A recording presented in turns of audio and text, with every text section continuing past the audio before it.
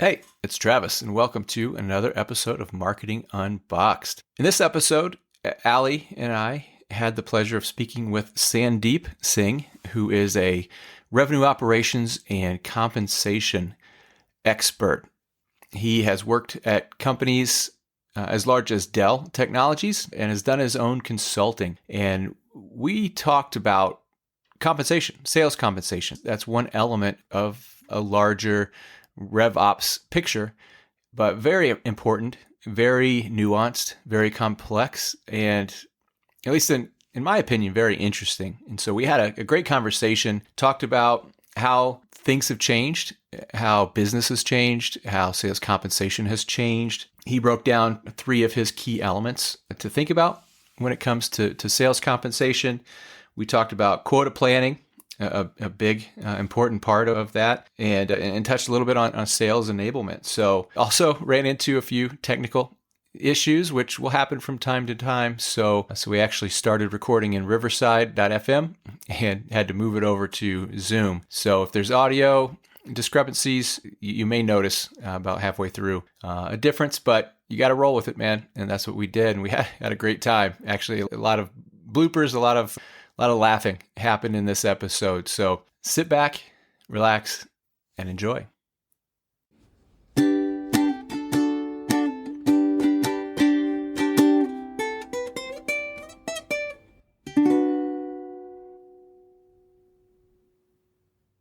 So Sandeep, this is Ali. She's a co-host on the show. She's a HubSpot solutions partner. She runs an agency called Simple Strat in Lincoln, Nebraska.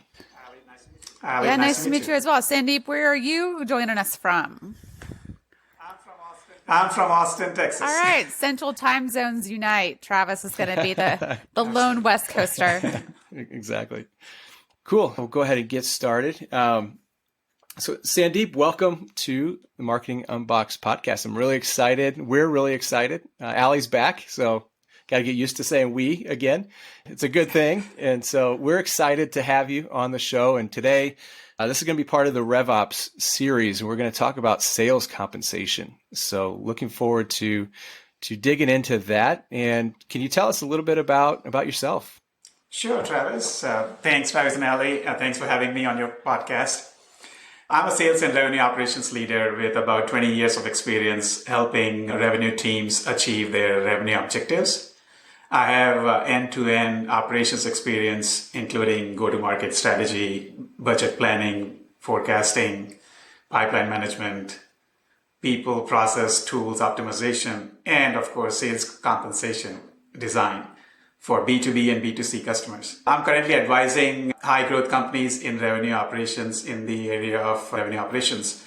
And prior to this, I worked in reputed public and private companies in the same space, solving their business problems and creating long-term enterprise values. I'm excited here to be with you all and sharing my experiences in sales compensation, which is a critical area of revenue operations. Awesome. Yeah. And so you've been doing it a while, and how have things changed when it comes to sales compensation over that period of time?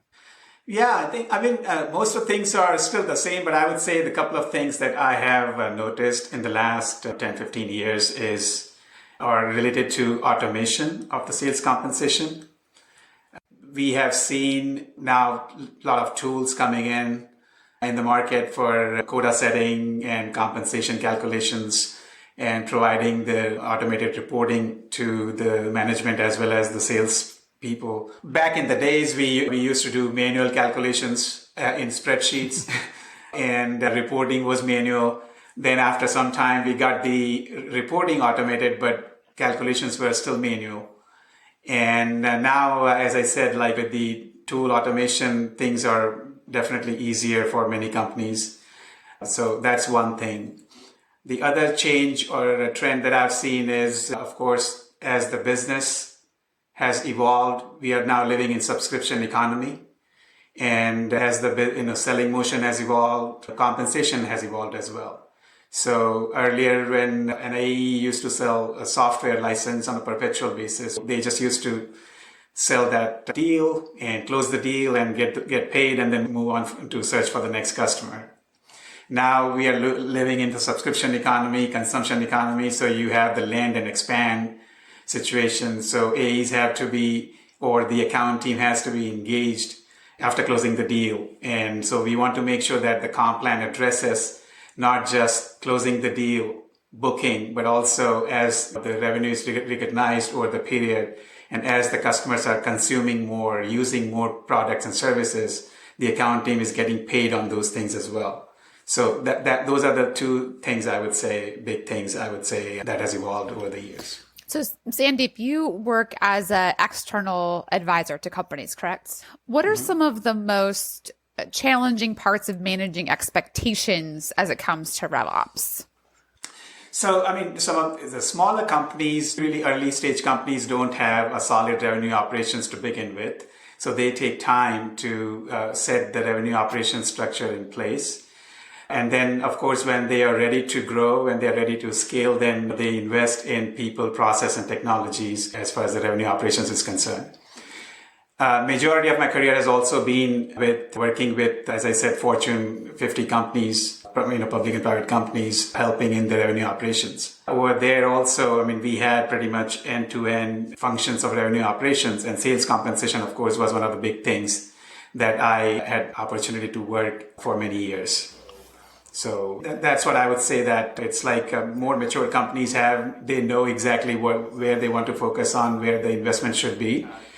And young and upcoming startups, basically, they take their own time to get to that stage. And investments, of course, in tools and the processes and people. Yeah, if someone was, let's say, they were a fast-growing startup, so they've gotten through some of those fundamentals and they're looking to build or strengthen their RevOps functions kind of from the ground up, what would be one of the first things that you would do with them or encourage them to execute? Yeah, so in the revenue operations space, of course, the sales team, as well as the management team, need to understand the strategy of the revenue operations very well. They should be investing in somebody who is strategic, and that person can help the company scale in the right direction. Because what happens that many times the early stage companies, they don't think about that aspect, and then they just focus on, let's say, a CRM administration or somebody who's just maintaining some tools. Yes, those things are important. But then if you don't have the right skill set, you basically are just looking at more of a band-aid solutions every few months, every few quarters, or every few years. But when you hire the revenue operations leadership, then basically the person can come in and advise the client, the customer, in the right way and how to scale and how to appropriately invest in the right tech stack to manage the entire revenue engine, if you will. Yeah, that's so key. Strategic is spot on. And then going from Fortune 50 to kind of high growth startups, what have been some of the biggest differences from a compensation standpoint? Do they view it differently? Do they typically set it up differently? What have you seen there? Well, yeah. So, different companies, every company is different. So their, of course, compensation plans would be somewhat different based on their maturity stage, as well as where they, how long their sales cycle is. Because there are lots of variables in the design. But the core principles should not change whether, the compensation is for a big company or for a small company. Because at the core of it, everything is what we talk about is the comp plan has to be simple.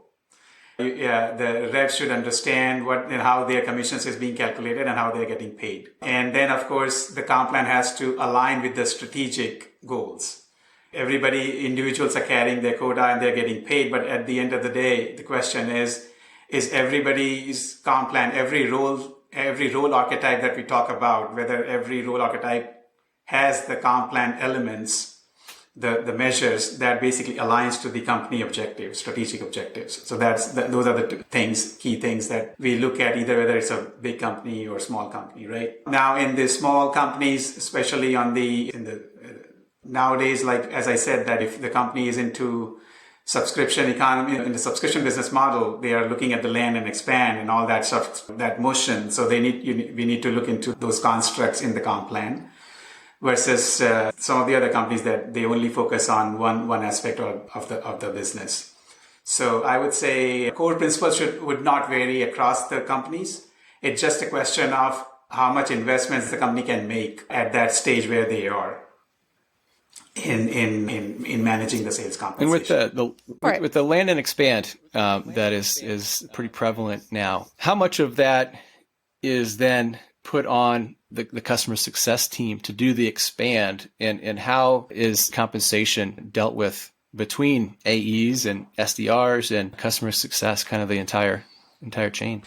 Yeah, so that's a great question. I mean, there is a debate right now in the industry in terms of how much responsibility the CSM should have versus the AE should have in terms of expansion of the business.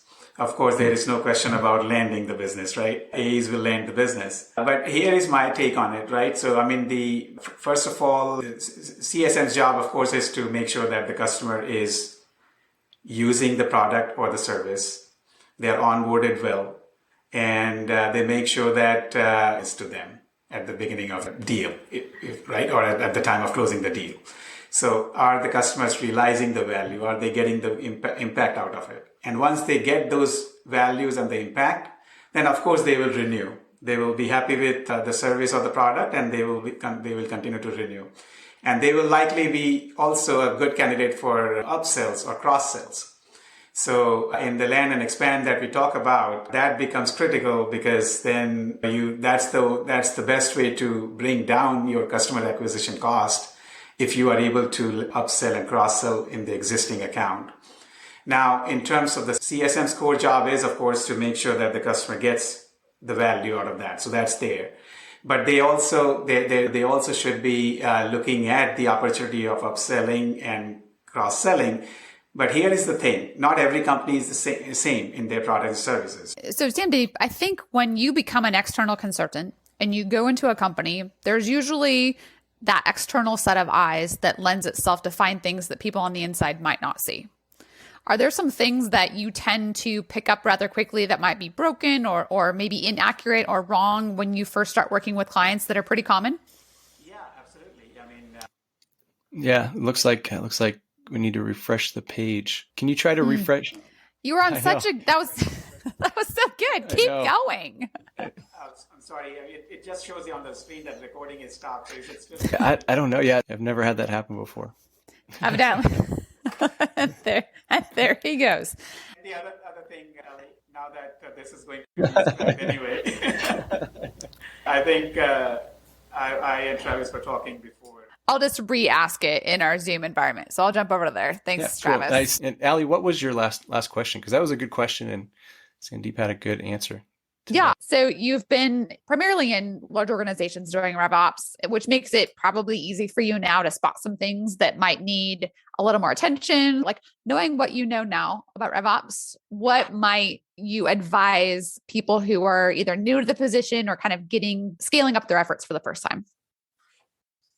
So in the context of sales compensation, I would say that based on my experience, the companies need to think about their compensation plans in a more holistic way, how they are structuring the compensation plan and how they are executing on it. And with that in mind, I would say the plans have to be simple. Many companies just make a mistake of making plans too complex because they have lots of products, lots of services, lots of roles, and it ends up being too complex. So one of the things I would suggest is make the plans simple to understand as much as possible. Yes, I agree that in the process, it could become a little bit more than simple, more towards being complex, but then at the core principle of it, always at the time of designing the compensation plans, always think about, is it simple enough for me to educate the salespeople, whether they understand what it is, how they're getting paid, and does it align with what we are trying to achieve here? So that's number one. Plans are too simple. It has to align with the strategic objectives. Everybody has their own individual quota to attain on, but then at the end of the day, the plan measures that we have in the plan construct, those things should definitely align with what the company wants to achieve. If the company wants to drive more revenue, then yes, revenue should be in your measure. If the company wants to drive more profitability, or the combination of both, then yeah, and somehow we need to figure it out how we could keep the two things in the plan. A lot of times companies think about, okay, focusing on the new business versus the expansion or retention. So how those things are addressed in the plan construct. So those are the things that needs to be there. The third thing I would say is plan communication. We all need to communicate our plans much in advance before the quarter starts, and to all the stakeholders that are involved in generating revenue. Not just salespeople, but I mean, all the supporting casts, so that marketing, customer success, even HR and talent acquisition, they need to be aware of how the sales compensation plan has been constructed.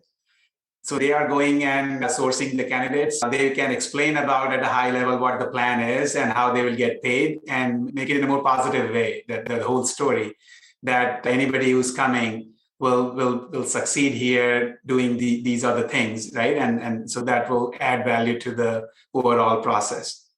So plan communication is key. And again, the other thing I would say is timing of the plan communication as well as the quota setting. A lot of times we see that companies basically delay the quota setting or delay the plan communication. And in that time, when the reps are not aware of how the plan is going to work, how their commissions are going to be calculated, they fly blind. And they just don't know how much quota will I have this particular quota period. Will I have like 10%, 20% growth from what I had achieved last year? There are lots of uncertainty in the minds of the salespeople. So the sooner we communicate about the goals that each individual will have and how we will calculate the commissions, which is the plan communication I talked about, then the better it will be for the company. And the other thing I would say, there are lots of things I can go on this one question. One other observation I have is, like, many companies have too many spiffs in their selling motion. They think that lots of spiffs will drive the right behavior, but that's not the case. The spiffs have to be, I would say less and very something that you can measure. And it should achieve short-term objectives. Mm-hmm. The compensation plans are actually achieving your long-term strategic objectives. Mm-hmm. Spiffs are basically meant for achieving your short-term objectives, that, hey, if I'm basically falling behind my revenue mm-hmm. attainment or falling behind my margin goals, what short measure I can take today that will basically drive quick revenue or margin or new accounts or whatnot, right? All the different things that you can base your spiffs on. Those factors should be short-term driven, and they should not continue to be on and on throughout the year. Because if you think the spiff is going to be there for the entire year, then why not just keep it in the plan? Right. Why run spiff separately? Just bake it into the plan construct, because lots of spiffs distract the rep's mind share. Yep. And they are not focused. So that would be another thing I would say a good thing to keep in mind. Yeah, it seems like a lot of the things that you've learned, the theme I'm hearing is less is more. And I think that's one of those things that's maybe easy to say, hard to do. Why do you think complexity and kind of that more concept creeps into the RevOps area? Yeah, so especially in I know your question is a RevOps, but then I'll focus on the compensation here. That the complexity is coming because there are lots of dependencies also in the points that I mentioned before. For example, quota setting. Do we have enough planning information from the finance, like the plan for this year or this quarter or this period? Is the planning data available in a timely manner? Mm-hmm. Are the territories mapped in a timely manner? Do we have enough coverage? Do we have enough people to cover those territories? Because territories will drive the quota setting.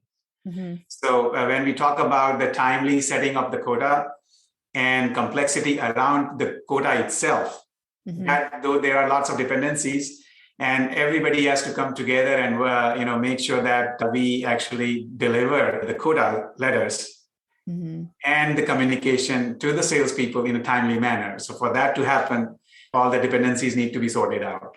Mm-hmm. And then, of course, I mentioned I would say that automation plays a big role. nowadays. Back in the days, we used to do a lot of manual stuff in calculating commissions, manually reporting on the commissions, manually reporting on the performance measures manually. Now, over the last 10, 15 years, things have become better. There are lots of tools available to calculate commissions automatically, showing real-time attainment information to the reps and showing them where they are today versus where they need to be.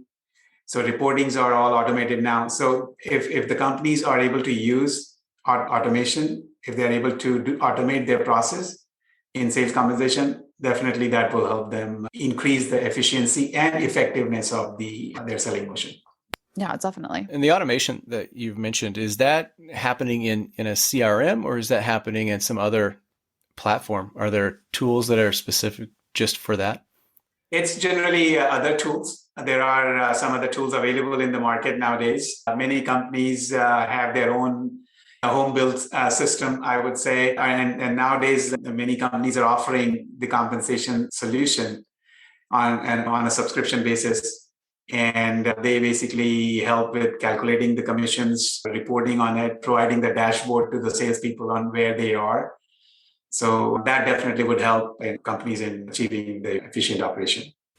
Gotcha. And when you were talking about kind of the keys to compensation being simple, communicate early and often, I was just shaking my head in agreement because as a former recruiter, it's very difficult if it's overly complex and you're trying to have just an initial conversation with someone. And of course, especially if they're in sales, they're going to talk about what's the compensation structure. And I think that's a challenge too, is when you're trying to hire someone, it's not always apples to apples. And there's a lot more that goes into compensation as well as other benefits and things like that. And I think it leads me to a question around a lot of times you think with salespeople that it's all about the money.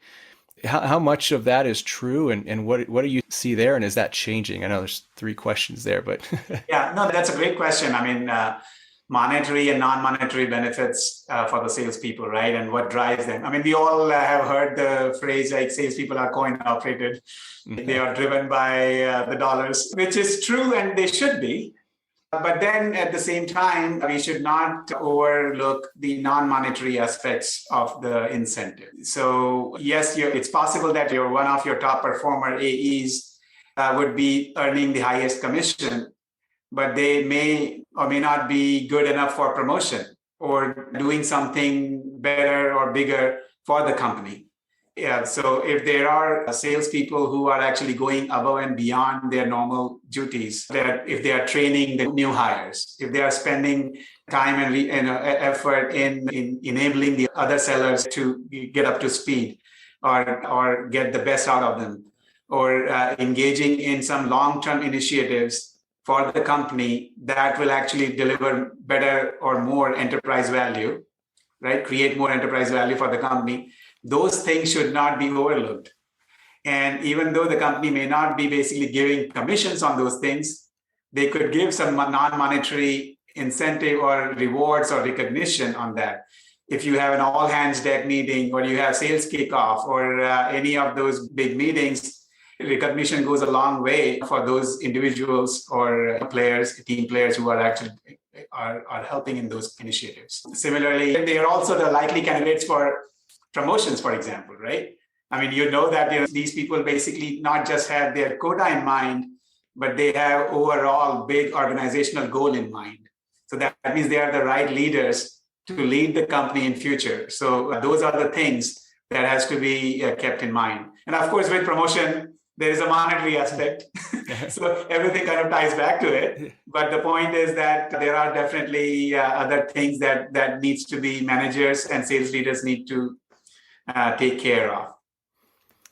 And you had mentioned enablement, other salespeople helping to enable their peers.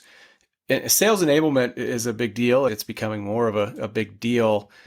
In your experience, have you seen a direct impact on organizations that have a sales enablement function or have prioritized sales enablement, and kind of any kind of direct correlation to sales reps, I guess, hitting their quota more consistently or more reps hitting their quota versus not? Have you seen any trends there between companies with and without sales enablement functions? Oh, sales enablement is no doubt a very important function. in helping salespeople achieve their quota and the goals. Sales enablement is all about, also helps in reducing the sales cycle. There are lots of content that revenue operations can create for salespeople to be more efficient and effective, I would say. So new products or features you're talking about, educating them about those things, or you're talking about new hire training, or you're talking about the scripts, about the discovery call. There are lots of different examples that the enablement team can help the sales and make sure that they are delivering their job in the best possible way.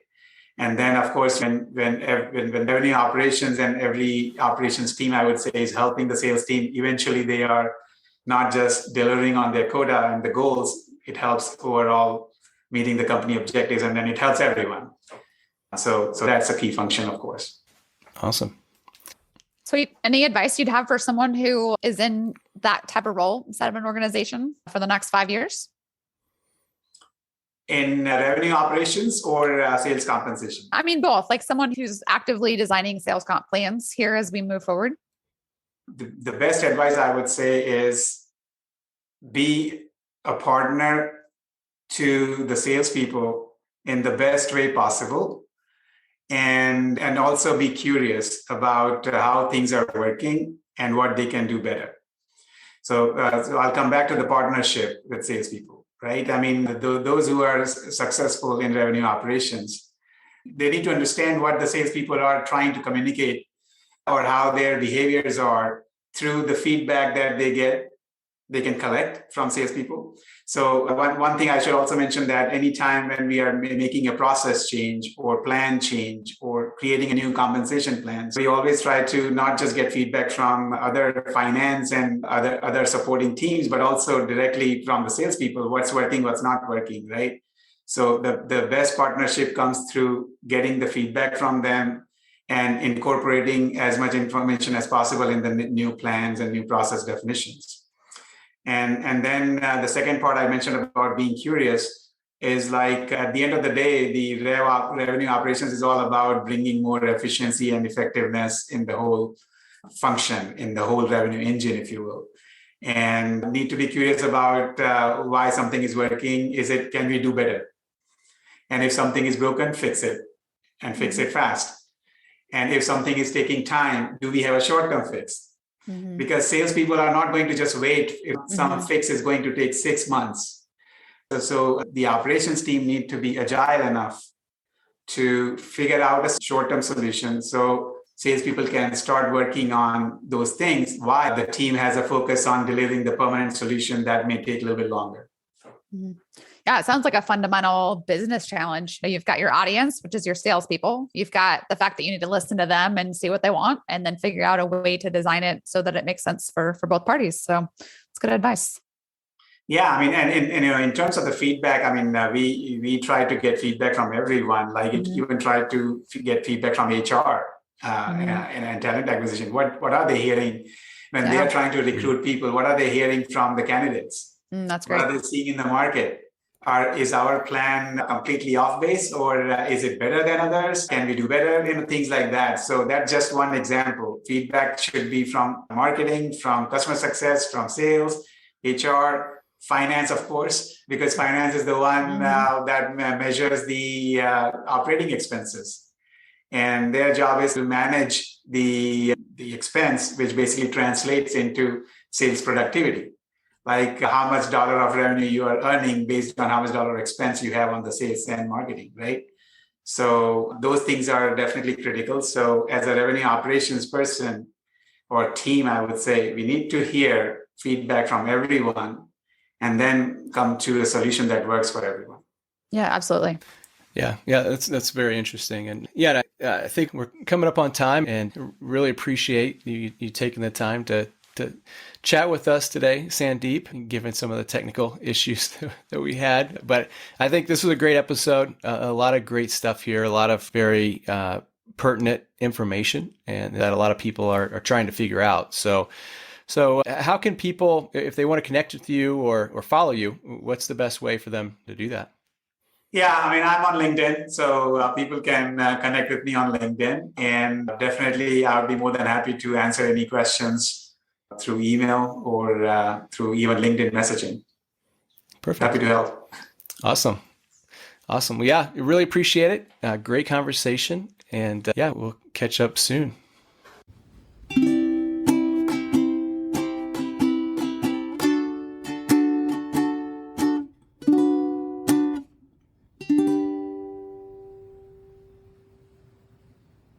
And that wraps up this edition of Marketing Unboxed. Just want to thank you for listening and thank you for continuing to tune in. If you enjoyed the show, if you enjoy the podcast, please give it a rating, give it a review on Apple. I think you could do the same thing on Spotify. And if it's something you can do on any other platform, please do it. I really appreciate it, and it just helps and get the word out. And until next time, I'm out.